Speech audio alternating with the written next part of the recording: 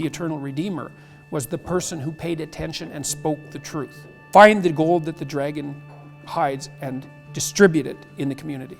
It's like everyone knows that's right. It's to know that is to be human, because that's the human story. Some meetings are planned, others seem to arrive on their own timing.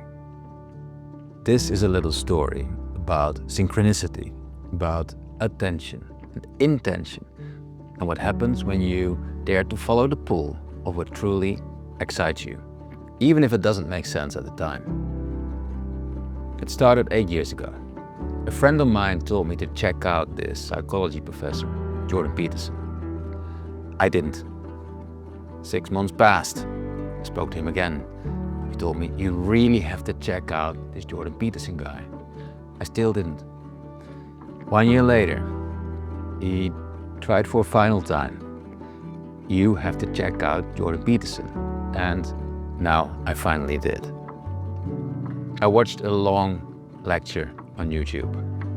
It blew my mind. What stood out wasn't just his intelligence, but how deeply he had worked through what he was saying. There was a kind of inner structure, a precision that I resonated with. I didn't agree with everything that he said, and I still don't. But something about the way he looked at the world made me stop and pay attention. I wasn't the only one waking up to his message. By that time, Peterson already had over 500,000 followers on YouTube. The Spectator had called him one of the greatest thinkers of our time, and he was a returning guest on Joe Rogan, the biggest podcast in the world. Some months later, I co-organized a leadership journey to Silicon Valley. As I was also one of the participants, I had to fill in an intake form. And one of the questions on that form was, if you could meet anyone, dead or alive, who would it be? I did not have a list, but the answer that came instantly through was Jordan Peterson. And if I would have made a list back then in 2017, he would be way at the top, above people like Elon Musk, Einstein, or even Buddha. Not because I agreed with everything that he said, not because I saw him as a guru, because something about his presence, his clarity, his work felt undeniably aligned with where I was in my own journey. And writing down that name may have been way more important than I had realized in that moment.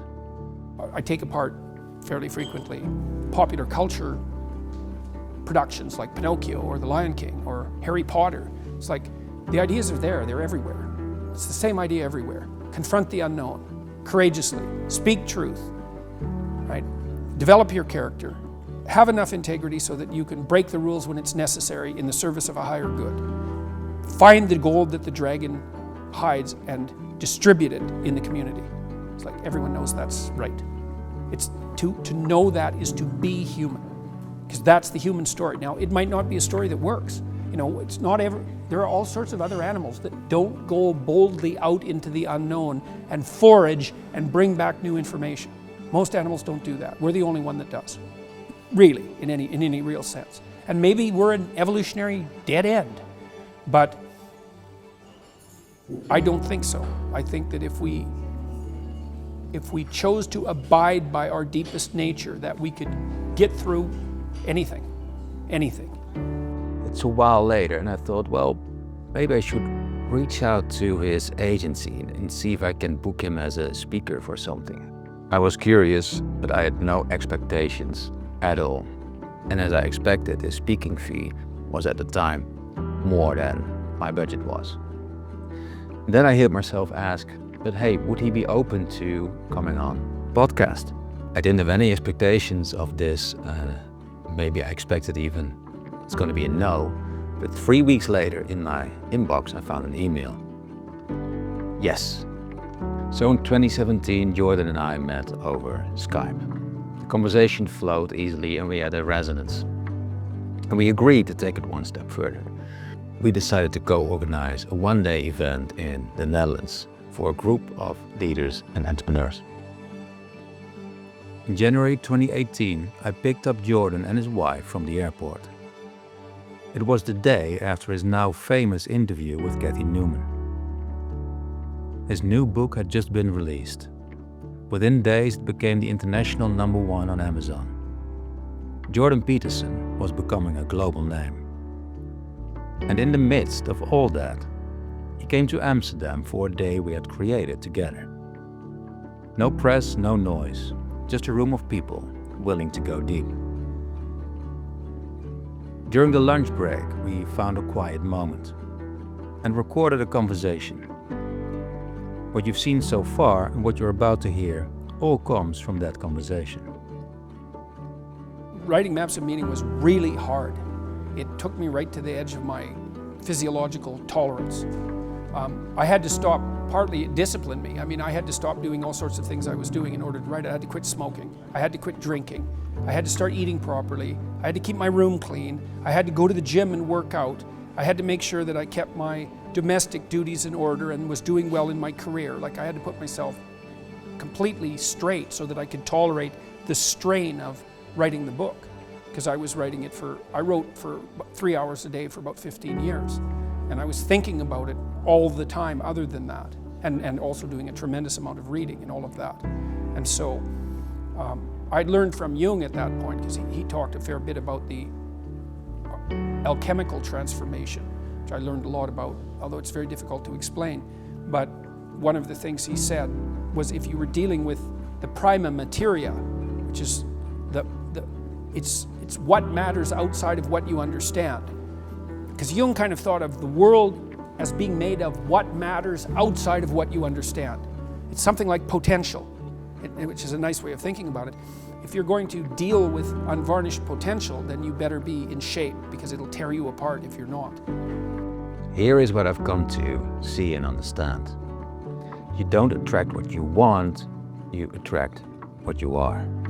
Not on the surface, but in frequency, in energy, in what you expect, in what you believe, in what you allow yourself to move forward. When I wrote Jordan Peterson's name on that form, I wasn't trying to make something happen. It was in a space of clarity, creativity, and authenticity. There was no force, no grasping, and because of that, it matched. This is how reality works. You are consciousness. And within consciousness, everything already exists.